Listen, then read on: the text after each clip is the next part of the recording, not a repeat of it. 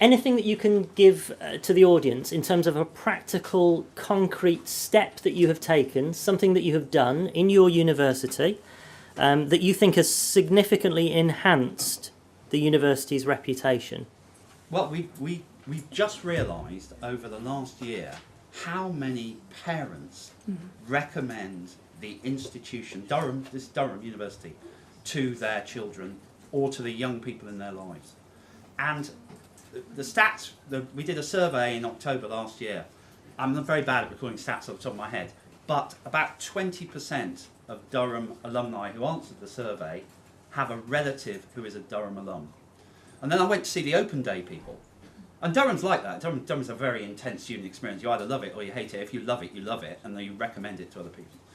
And I went to see the open day people, and I said, how many people coming to the open days do you think are alumni?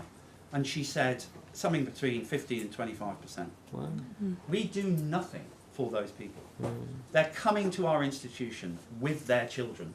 Some of them met there and married, and they're bringing their children back. We do nothing. They don't get any benefit. We don't even hold an event. So that's something we're doing for the first time this year. We're going to hold an event. Great. To welcome them and see what they say about the choices they're helping their children make. Great, thank you, Claire. And actually, I was going to say it's parents as well, because I think often they are a neglected group, and often there's also an assumed knowledge that they have about university. So they tail along on open days. They are aware of the UCAS process, but obviously now it's all electronic. They don't see any of those offers coming through, and they can feel quite helpless as part of that. And one of the things we introduced at Southampton, and the first year I had 16 parents turn up. The next year I had 80.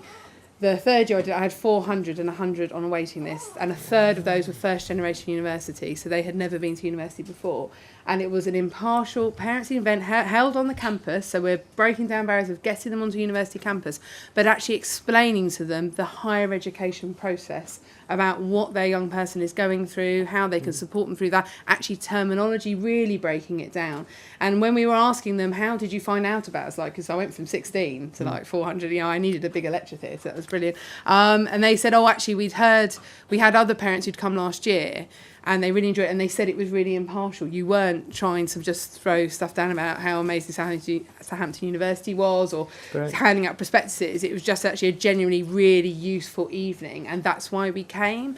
And I think that's where the thing I'm saying about recruitment and outreach actually can be a very powerful recruitment thing if it's done well, because it's not all about handing out the prospectus and that actually it's having a positive experience with your staff on your campus, feeling like that you're actually engaging with them because you actually just want to inform them, rather than going, I'm only talking to you because I'm trying to sell something. That's great, thank you. I'll stop you there. Fantastic. Lorna, do you want to say something quickly? Yes, employability is everybody's business. It's important to the institution, so broadening the service out to 500 or 600 alumni, professionally mentoring students, recruiting students to work with the careers team, not leaving it to 6, 7, 8, 9 professional careers coaches in that service. The alumni and the current students were fantastic in training, supporting and encouraging the student body to engage with us and the university.